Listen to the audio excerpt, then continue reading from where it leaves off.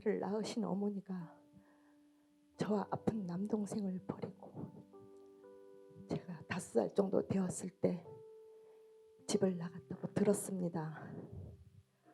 부유했던 집안의 가세가 점점 기울어지니 그것도 엄마가 가정을 지키지 못한 탓이라 여겨져 원망이 컸고, 버림받았다는 배신감 때문에 새어머니가 계셨지만 낳아주신 어머니를 속으로 미워하며 청소년기를 보냈습니다. 자랑스럽지도 못한 과거가 싫어서 겉으론 더욱 씩씩하게 살았습니다. 그래도 20세가 되고 보니 슬그머니 엄마에 대한 그리움이 마음 한구석에 자리 잡게 되는 것은 어찌할 수 없었습니다.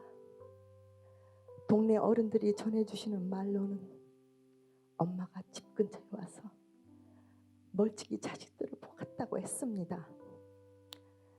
성년이 된 저는 어머니를 찾아 만나보고 싶었습니다. 엄마가 왜 집을 나가셨는지 물어보고 싶었습니다. 그리고 엄마가 없이 살아온 나의 삶에 대해 너무 힘들었지. 엄마가 없어서.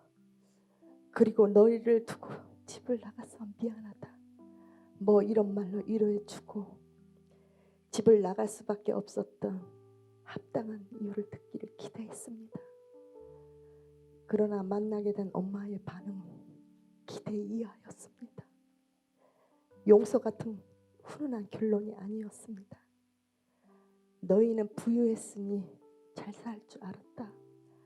단순히 부잣집에서 경제권 없이 사는 것이 너무 힘들어서 나갔다는 밖에 들리지 않았습니다.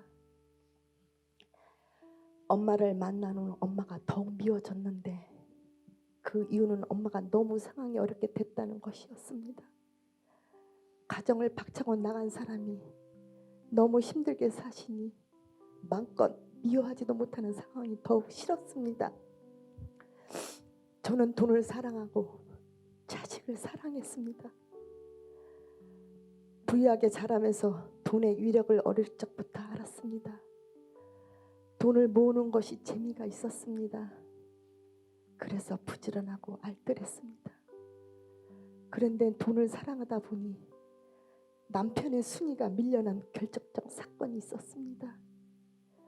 장래를 위해 아이들 이름으로 보험 설계사인 막내 신우에게 여러 개의 보험을 들었고 도장까지 관리했던 그 신우가 만기 한금 보험 전액을 자기 개인 용도로 나 모르게 썼던 것입니다. 그래도 시집 식구들은 이것을 문제 삼지 않은 듯 했습니다. 지극히 효자였던 남편이 시댁 쪽에 말 한마디 못하는 것에 실망하여 더 이상 남편을 의지하거나 신뢰하지 않게 되었습니다. 그때부터 돈은 더 벌어야 했습니다. 돈을 벌어서 꼭 무엇을 하겠다는 그런 목적도 없이 그냥 돈이 나의 의지였고 돈만이 나를 세워줄 것 같았습니다. 또 손대는 일마다 돈이 잘 벌어졌습니다. 집안에 돈이 많이 들어올수록 나의 목소리는 커지고 남편을 더욱 무시하였습니다. 돈을 위해 함께 모여 살기도 하고 돈을 위해 떨어져 살기도 하였습니다. 남편으로부터 이미 정서적으로 분리된 나로서는 이혼을 하고도 싶었지만 절대 나의 엄마처럼 자식에 상처 주고 싶지는 않았습니다.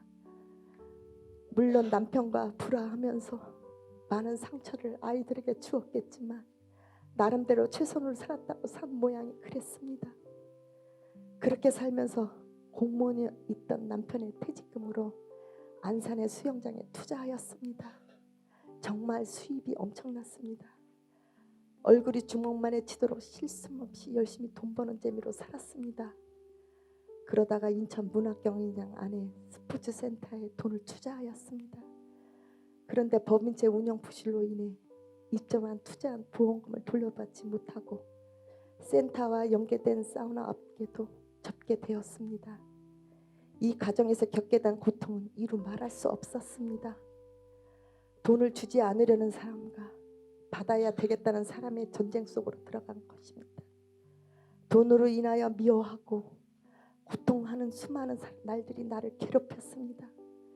설상가상으로 아들에게 문제가 있었습니다.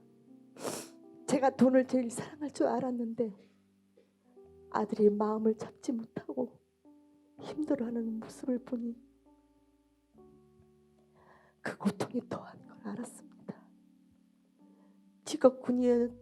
직업군이었던 아들이 군생활에 잘 적응하지 못하고 사회로 다시 돌아왔는데 무엇 하나 오래 하지 못하고 집에 그냥 3년을 그러고 있는 겁니다. 그래서 핫도그 가게를 차려주었습니다. 핫도그집은 상업 중인데 아들은 그것도 적응하지 못하니 남편까지 저를 공격해 왔습니다. 돈을 벌 양으로 아들을 힘들게 한다고 하였습니다. 남들은 잘 되는 핫도그 가게를 부러워했지만 전 죽고 싶었습니다. 아들이 죽고 싶다고 하니 말입니다. 그쯤 지금으로부터 약 2년 6개월 전입니다. 다니던 미용실에서 들려준 찬양을 듣게 되었는데 막연히 교회에 가면 마음은 편해지겠구나 하는 생각이 들어 교회에 스스로 나가게 되었습니다. 그러나 말씀이 제게 들어오지 않았습니다. 예배 시간에 잠만 1년 이상 잔 것 같습니다. 그러나 꾸준히 예배에 참석하였습니다. 그런 저를 주님이 불쌍히 여기셨는지 그렇게 비몽사몽간 예배에 참석했던 저를 주님이 깨워주기 시작하였습니다. 시간이 돈인 사람으로서 쉬운 일이 아님에도 불구하고 주님의 마음을 결단하게 하여서 의성까지 와서 성경 공부하면서 예수님을 조금씩 알게 되었습니다. 내가 얼마나 죄인인지 남편에게 어떤 아내였는지 보게 되는 시간이었습니다. 그 뒤 유대한 초대학교 복음학교를 거치면서 복음 대신 예수 그리스도가 내 마음에 확고히 자리 잡게 되었습니다. 훈련 과정들을 거치면서 먼저 친정엄마를 만나 그동안 미워하고 정대에 판단했던 자신을 용서해달라고 말씀드려 화평을 이루었고, 재정적으로 나를 그렇게도 괴롭혔던 문학경기장 스포츠센터 박인채 사장님과의 화해를 시도하였습니다. 인천으로 갔지만 본인 만나는 것이 실현되지 않아 그 사장님의 누나를 만나 나의 돈에 대한 손실에 대해 용서한다고 전했으며 그동안 돈 받으려고 괴롭혔던 것에 대해 사과를 하였습니다. 또 사우나에서 일했던 아주머니들, 돈과 관련해 많이 고통받고 있는 그들에게 일일이 몇백만 원씩 중간 책임자로서 갚아주었습니다. 일부 아주머니들께서도 나를 또한 받아야 하는 것도 있지만 옳고 그름을 따지지보다 그들 모두에게 예수님이 내게 주신 편안을 전해주고 싶었습니다. 남편과도 오랫동안 딴방을 써왔고 그것이 자연스러웠는데 예수님이 나의 생명 되시니 주님이 기뻐하지 않으시는 것을 알게 되어 주님께 순종하여 한방에 기거하게 되었습니다. 저는 그동안 제 인생의 소녀 가장이었습니다. 사람 누구도 나를 위로해주거나 나의 의지가 되지 못했습니다. 그래도 저는 외로움 같은 것은 모른 줄 알았고 저는 외롭지 않은 줄 알았습니다. 외롭지 않음을 증명하기 위하여 강해야 했고 명랑해야 했고 다른 사람의 고민을 들어줄지언정 절대 제 고민을 누구에게 이야기한 적이 없습니다. 그러나 저는 너무도 외로운 사람이었습니다. 누구보다 하나님이 필요한 사람이었습니다. 외롭기 그지없는 저에게 왕이 되셨다는 사실은, 왕이 생겨셨다는 사실은 복음 중에 복음이었습니다. 천지 만물을 창조하신 하나님이 나의 왕이라는 사실, 하나님을 의지할 아무런 자격이 없는 나 같은 자에게 아들의 생명을 내어주시고 왕이 되어주시고 아버지가 되어주셨고 지금도 매일 평강송에서 말씀하시며 나를 지키시는 분으로 더 이상 외롭게 하지 않는 사실, 나를 감격과 감사로 목이 메이게 합니다. 제 종로로 타던 내가, 돈의 종로로 타던 내가 예수님과 함께 십자가에 죽었다는 사실은 이제는 내가 더 이상 돈의 노예로 살 필요가 없다고 선포해 주시는 노예 해방과 같은 기쁜 소식이었습니다.